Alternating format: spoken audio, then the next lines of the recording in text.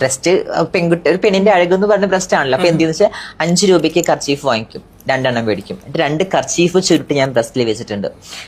അപ്പൊ ഈ കാണുന്ന ആൾക്കാരെ കയ്യിൽ ഇത് വേഷം കെട്ടുന്ന എന്നെ പറയാ. കാരണം ആ കാലഘട്ടത്തിനൊന്നും ഒരിക്കലും അക്സെപ്റ്റ് ചെയ്യില്ല. അതെല്ലാം അക്സെപ്റ്റ് ചെയ്യും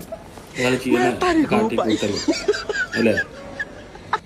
അല്ല ജട്ടി മാമികളെ ഞങ്ങളോടൊരു കാര്യം ചോദിക്കട്ടെ, ഒരു പെണ്ണിന്റെ ഭംഗി ബ്രസ്റ്റാണെന്ന് ആരെങ്ങളോട് ഈ പറഞ്ഞു തന്നു?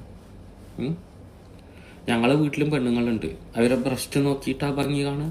അതെ, അവർക്ക് ദൈവം പടച്ചവൻ കൊടുത്തിട്ടുള്ളൊരു സംഭവമുണ്ട്, അതിൽ തന്നെ അവർ പെണ്ണുങ്ങളാണ്. അവരുടെ ശബ്ദത്തിൽ, അവരുടെ മുടിയിൽ, അവരുടെ നടത്തത്തിൽ, അവരുടെ ഭംഗിയിൽ, അവരുടെ സ്വഭാവത്തിൽ, അവരുടെ ഉള്ളിലുള്ള സ്നേഹത്തിൽ, ഇതിലൊക്കെ അവർ പെണ്ണുങ്ങളാണ്.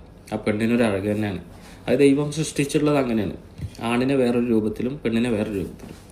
എന്നിട്ട് നിങ്ങൾ പറഞ്ഞ ഈ ബ്രസ്റ്റ് ഉണ്ടെങ്കിൽ ബ്രസ്റ്റിനാണ് പെണ്ണിൻ്റെ അഴകെന്ന്, അതൊക്കെ ഏപ്പടത്തിൽ മാത്രമേ ഉള്ളൂ, അല്ലാതെ നിങ്ങൾ വിചാരിക്കുന്നവർക്കില്ല. പിന്നെ അകത്തുമ്പിയിലഴക്, പിന്നെന്താ എണ്ണത്തോണിയിലഴക്, പിന്നെന്താണ് തെറ്റ് ചെയ്യാത്തവർ ആരുണ്ട് ഗോപു, അത് അതിലൊക്കെ ഉള്ള അഴക്. ആ അഴകേ ഉള്ളൂ, അതാ കുറച്ച് 10-15 മിനിറ്റിനുള്ള അഴക്.